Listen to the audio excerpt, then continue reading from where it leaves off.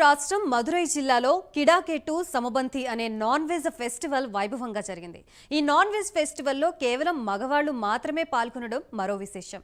మదురై జిల్లాలోని తిరుమంగళం సమీపంలోని సోరికంబట్టిలో జరిగిన నాన్ వెజ్ ఫెస్టివల్ కు పెద్ద ఎత్తున పురుష భక్తులు హాజరయ్యారు. ఈ విందులో దాదాపు 10,000 మంది పురుషులు పాల్గొని నాన్ వెజ్ వంటకాల్ని తిన్నారు. నాన్ వెజ్ వంటల కోసం 90 క్వింటాళ్ల మటన్, 2,000 కిలోల బిర్యానీ వినియోగించారు.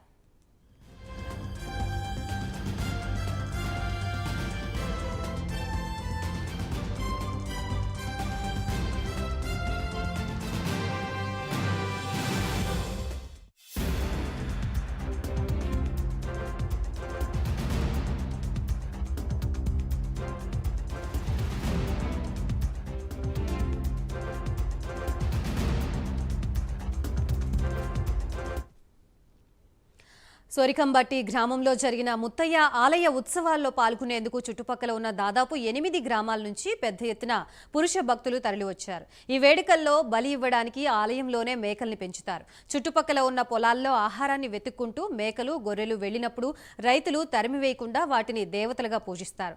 నాన్ వెజ్ ఫెస్టివల్లో భాగంగా పురుష భక్తులు అరటి ఆకుల్లో తిన్న తర్వాత వాటిని వదిలేస్తారు.